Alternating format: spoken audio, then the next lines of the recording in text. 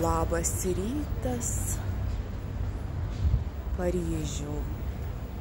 O taip mes paprastai gyvenam, bet realiai tai labai faina vieta, kadangi viskas, o Jėzus Marija, kadangi viskas aplinkui. Kavinių belė, kiek aplinkui, metro stotelė per gatvę, viskas po ranka. Vat išeini pusryčiauti, taip, čia kavinė, ten dar viena kavinė, čia už kampo kavinė, ten kavinė. Žodžiu, viskas po ranka. Labai gera vieta. Esam centre. Va, pusrytėlių einam čia. Oi, kaip čia fainai. Kaip čia fainai. Kadangi mano viena mylimiausių Paryžių vietų yra Luvras, mes kartojam ekskursiją prie jo ir truputėlį ilgiau. Pabūsim ne tik, kad prabėgom, bet pasidairysim, pabūsim truputėlį ilgiau. Ir aš tiesiog, žmonių tai masės, kaip matot, bet man va šitie rūmai, nežinau, aš praeitam gyvenime turbūt, kad ir tarnaitę pavadintim buvau. Man tiesiog, kažkaip tai vau. O gal ir nebuvau tarnaitę, gal irgi su tais raitūzais lakščiau čia po kiemą. Kokios eilės įeiti į Luvrą. Va ten ir dar užsiraitoja ir ten. O mes, kai buvom prieš 10 metų, mums taip pavyko, kad turbūt 10 žmonių prieš mus buvo. Ir mes įėjom, nebuvo iš vis žmonių eilės. Ir tas pats su Eifelio. Atėjom, nebuvo eilės, o šiaip tai eilės, tai jūs matot, kokios kosminės ir jūs pastoviai tokios. Tai turėjom tokį neblogą pasisekimą, kad apžiūrėjom be eilių, pamatėm, ką norėjom ir jau šį kartą nei į Eifelį nekilsim, nei po Luvrą nevaikščiosim, nes tiesiog matė, žinom, ir nėra prasmės leisti laiką ten. Man iš tikrųjų aš tokia esu, kad labiau gal išorės architektūra mane labiau domina, žavi, negu vaikščioti po muziejus. Aišku, kiti muziejai visai tokie neblogi ir gražus, bet aš mieliau leidžiu laiką lauke žiūrėdama į išorinę architektūrą. Kadangi mūsų paskutinė diena, rytoj išskrendam, paskutinė diena vaikščioti po Paryžių, pamatyti iš tikrųjų dar daug ką yra ir pėstute ir metro tikrai tai nepamatysi, pasimsim va šitą turą, važiuosim po Paryžių, lipsim patikusiose vietose, klausysim istoriją, pafilmuosiu jum, ką matom ir vis tiek daugiau bus pamatyta, negu mum taip kažkaip patiem pėstute vaikščioti. Ir ta arka, nežinau kaip jinai vadinasi, vėl nežinau. Ten Eliziejaus laukuose yra Triumfo arka, o čia kažkas panašaus prie norėjau sakyti, Versalių, kur mes čia esam? Prie Luvro.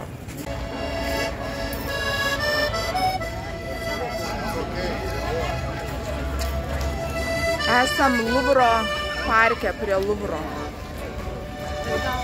Aišku, parkas savo gražumu labai skiriasi nuo Versalio, bet visumoje čia tuo fainas, kad tam parke tiesiog žmonės piknikauja, sėdi ant pievos, atsipalaidavę labiau, ko nėra, tarkim, Versalyje. Savo laiku ir mes gulėjom ant tos pievos, žiūrėjom į Luvrą, džiaugiamės gyvenimu. Dabar negulsim, nes laiko nėra, bet pasižiūrėti tikrai smagu. Žiūrėkit, čia Luvro kraštas, o ten kas? Kas ten? O kas čia? Kur mes čia? Negaliu žiūrėti.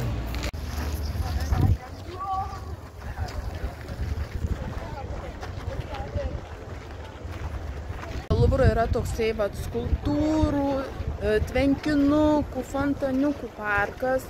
Va tokie visokie fontaniukai, bet kažkodėl neaišku, čia uždaryta ir ten kažkokias konstrukcijas daro.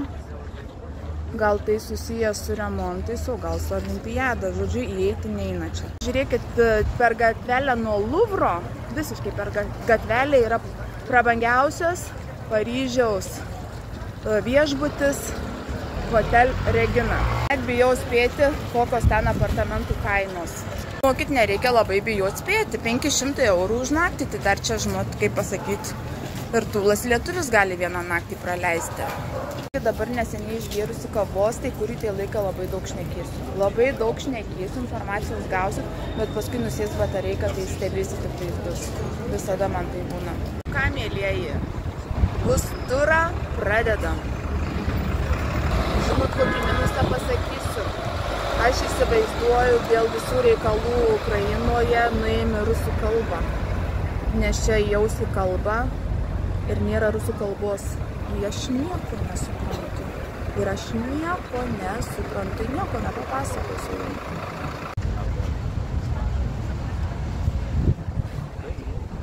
Va, žiūrėkit, kur rodžiau tuos, sakiau, kaip bardakiniai dalykai. Va, kaip atrodo tie kioskeliai, kai atsidaro su menininkų darbais. Važiuojam per be galų gražų tiltą ir laikom kryptį link Ne, nevažiuosim per tiltą, galvojau, kad suks. Ir vat laikom kryptį link Noterdamo. Čia jums, kad prisiminti, kaip tie kioskeliai, tokie kaip konteineriai atrodo. Ir va, įsiskleidžia. Ir menas. Čia žiūrėkit per medžius, dabar pamatysit olimpiadai, kai ruošiasi, tiltus uždaro, kai kuriuos ir daro plaukimo tom varžybom, sėdimas vietas.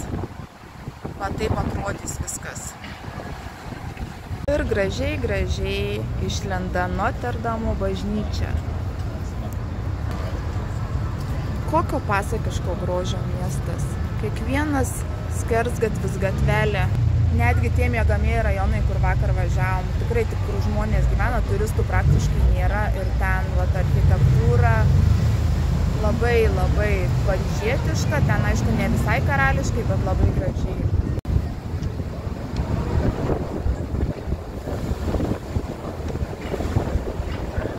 Noterdamo bažnyčia, kaip visi žinom, degusi yra 19 metais ir vis dar atstatinėjama ir nedirbanti nepriima nei turistų, nei besimeldžiančių.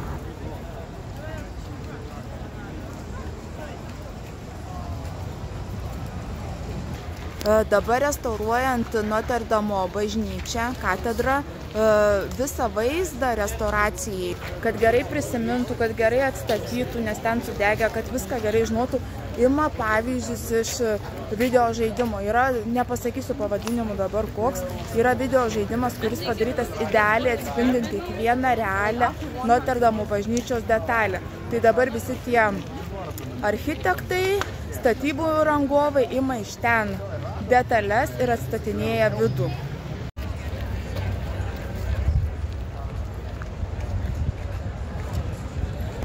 Noterdamo katedra yra pati seniausia Šiaurės Prancūzijos katedra. Jinai buvo statoma 200 metų.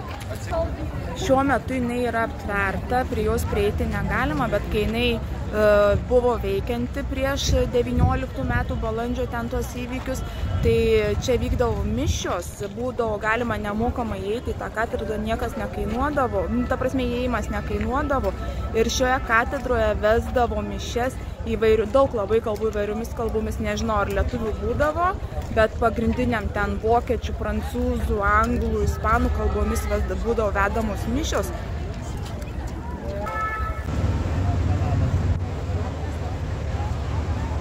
Nekeičiam. Barbar turas. Barbar? Kaip tau po barbar?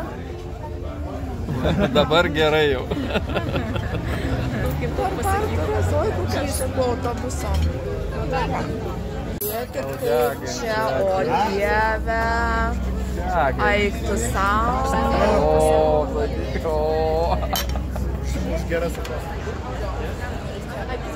Ir neriam į tokią gražią gatvę. Einam prie Panteono.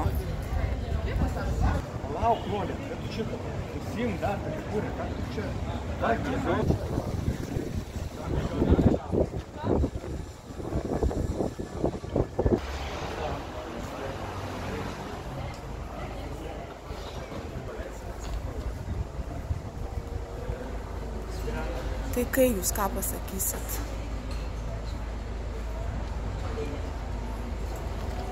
Čia yra jų vaisių ir daržovių turgus. Mes pravažiavom, aš iš anksčiau žinau, kad šis yra toksai. Ir vienu žodžiu, kai baigęs prekybą, viską išplauna, nes pravažiuojant tikrai vokė tais vaisiais ir daržovėmis, tikrai tokiais pagedusiais. O dabar išplojo, viską išmontuoja nakčiai ir viskas kvepia kaip po lietaus. Panteonas. Šitas Panteonas pastatytas remiantis Romos Panteonu. Kas buvę Romoj, tai tikrai sutiksit su manim, kad tikrai labai viskas panašu. Ir taip pasižiūrėjau, kad jis irgi statytas 1790 gal kelintais ar 30 kelintais. Toks vaizdas, kad visas Paryžius kūrėsi būtent per 1700 metus. Aš istorikė menka, bet palei datas, ką jums pasakau, ką matau, ką pasižiūriu, tai atrodo, kad tas 100 metų buvo didelis šuolis Paryžiaus architektūroje.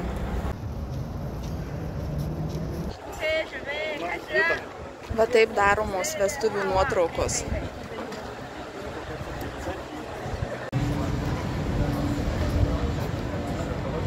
Važiuojam toliau, kadangi rusų kalbos nėra, tai mes klausom kinietiškai. Labai graži kalba ir viską suprantam. Nu, padarykim dabar vaizdelių iš autobuso.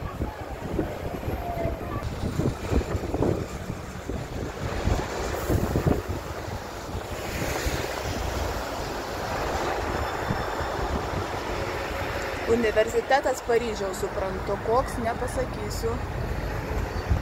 Pasirodo, dar biškį vokiečių suprantu, taip, biškelį.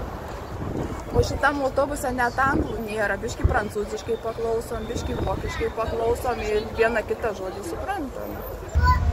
Kokią gražią muziką mums prancūzišką dabar groja jaus.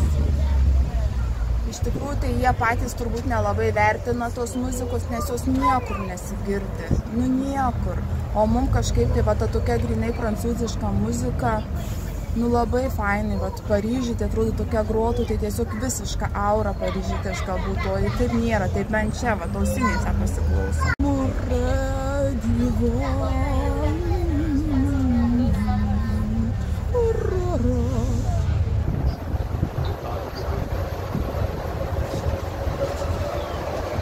Nu gražu, nesakykit, gražu labai. Nesakote, ne? Nesakot, gražu. Čia turėjot matyti pirmos dienos video filmuotuose. Čia tas, pamiršau, kažkoks Šio raidės muziejus.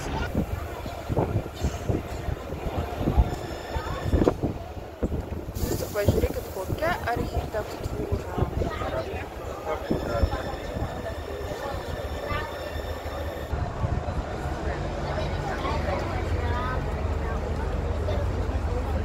Nacionalinis ansamblis. Čia va matosi Invalidų rūmų stogai. Pažiūrėkit, kokio grožio.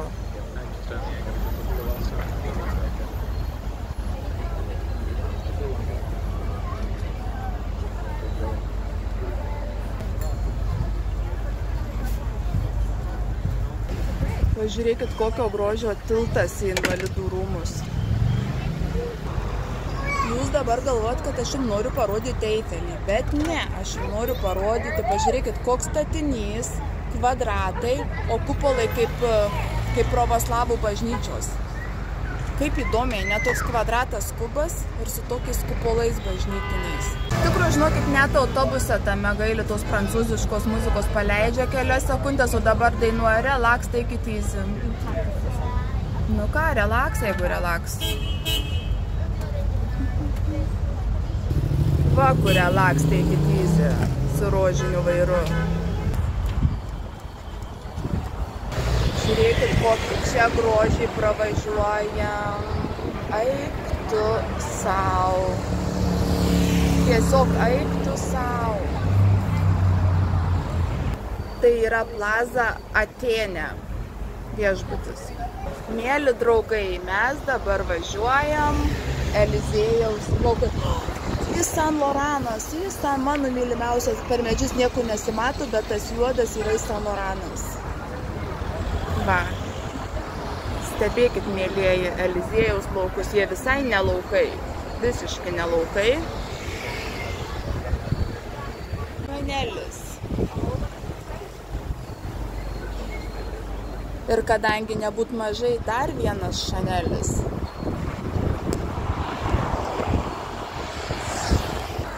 Fendi.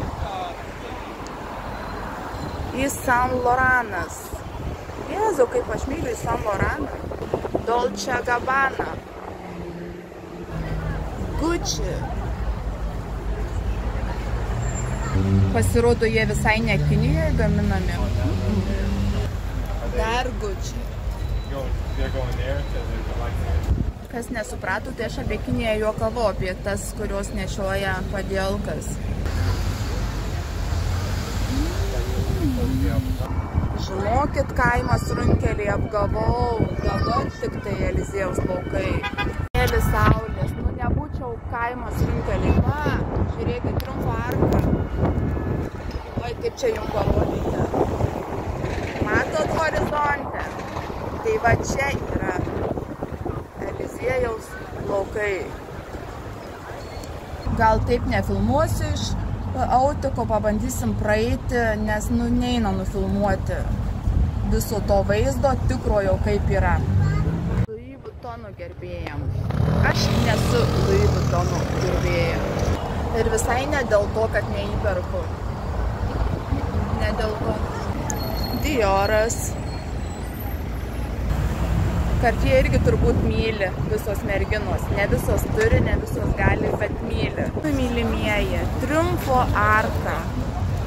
Kokio dydžio, kokio galingumo arka. Įsivaizduokit, kai grįždavo po karo karžygiai per tą arką. Triumfo arka yra pastatyta Napoleono Bonaparto didžiosios armijos pergalėms įamžinti.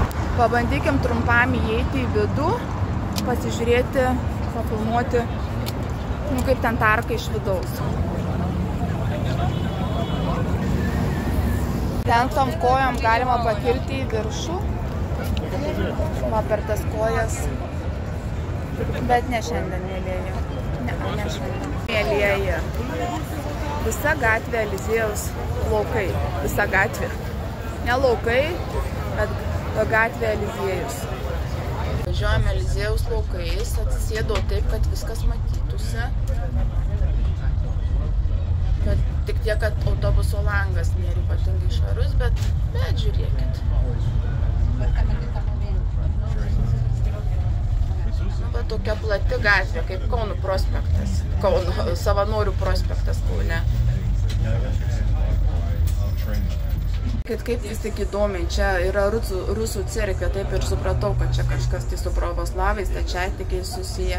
Nu bet nu va, kartoninė dėžė, kupoliukų susidėję ir va. Ten reikėjo važiuoti ir jis važiavo. Va taip visi ten. Nu ir ką, pravažiuojame Eifelį, nelipsim čia. Jeigu dar turėsim kažkokią tai nors menkiausią jėgą, tai galbūt vakare atvažiuosim pažiūrėti į šviečiantį.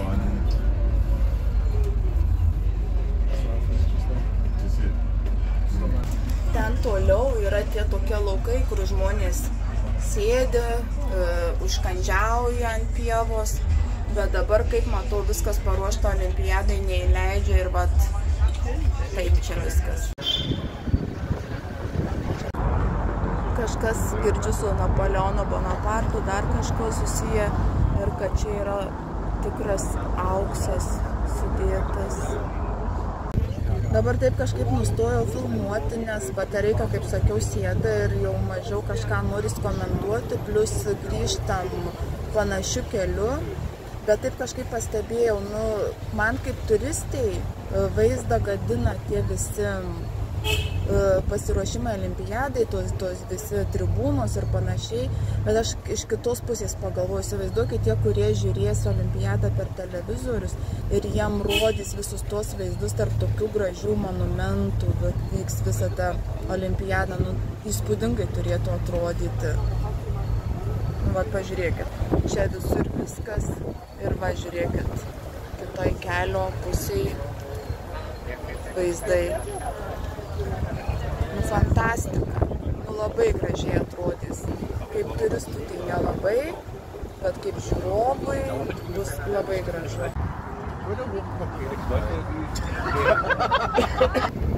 Mano meilė Luvras. Nežinau, žinokit, aš tikrai turbūt praeitam gyvenime kažką čia veikiau. Pats gražiausias mano matytas apskritai statinys man. tikrai daug esu mačiusi. Nu, bet čia, šitoj vietoj, man tiesiog, kad nežinau, kokie jausmai sukyla. Mona Lisa man dainuoja į ausį. Jėzus Marija. Labai, labai. Mano meilė. Mano meilė. Mano meilė.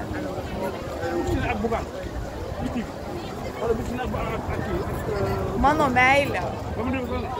Meilė mano.